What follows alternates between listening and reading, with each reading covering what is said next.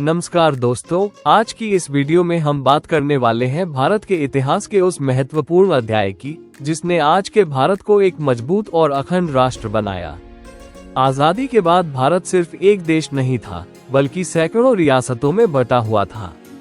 तो आखिर ये सभी रियासतें भारत में कैसे मिली और इस एकीकरण के पीछे किसका सबसे बड़ा योगदान था?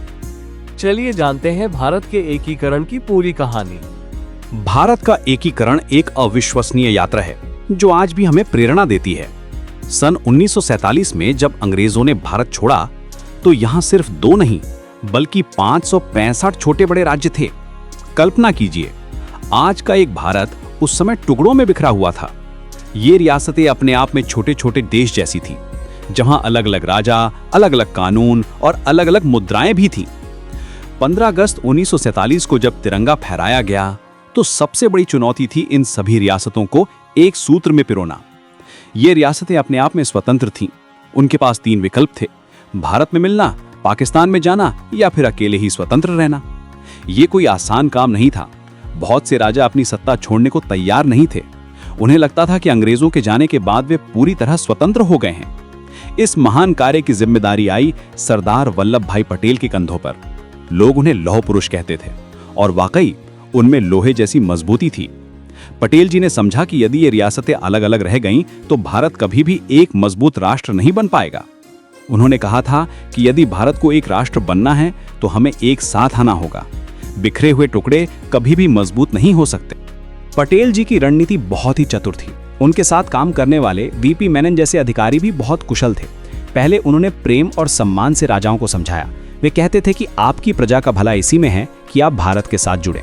उन्होंने राजाओं को यकीन दिलाया कि उनकी गरिमा और सम्मान बना रहेगा। प्रीवी पर्स की व्यवस्था की गई जिससे राजाओं को आर्थिक सुरक्षा मिली। ये एक बहुत ही समझदारी भरा कदम था। 15 अगस्त 1947 तक की समय सीमा रखी गई थी।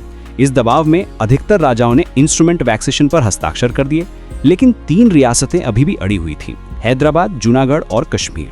लेकिन जहां प्रेम काम नहीं आया, वहां पटेल जी ने दृढ़ता दिखाई।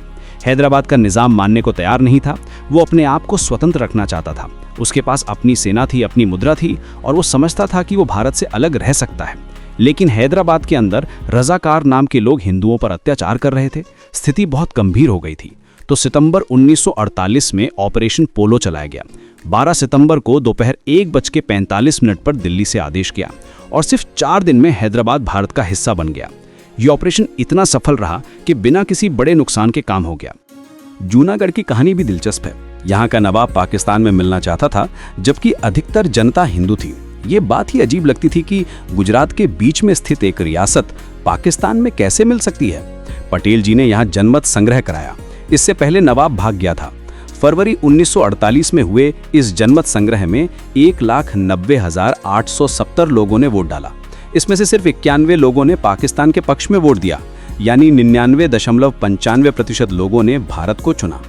कश्मीर का मामला सबसे जटिल था। महाराजा हरि सिंह शुरू में अनिर्णय में थे। वे चाहते थे कि कश्मीर स्वतंत्र रहे, लेकिन 22 अक्टूबर 1947 को जब पाकिस्तानी कबायलियों ने आक्रमण किया तो स्थिति बदल गई।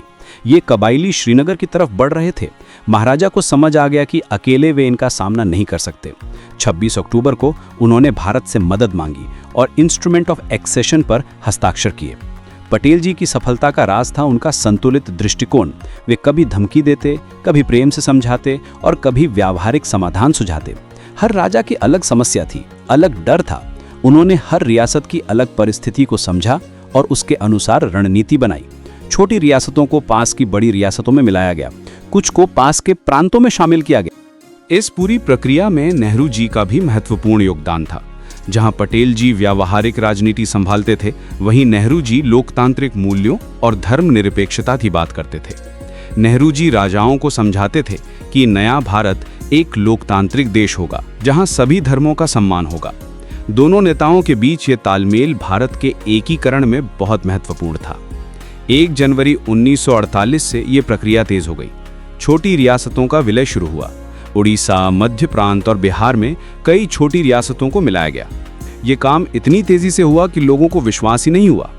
रियासत भारत में मिल जाती है और इस तरह एक अखंड भारत निर्माण अर्थात एकीकरण जाता है।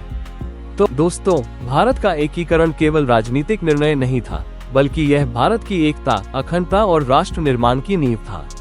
अगर आपको यह वीडियो पसंद आई हो तो लाइक करें, शेयर करें और ऐसी ही ज्ञानवर्धक वीडियो के लिए चैनल को सब्सक्राइब करना न भूलें।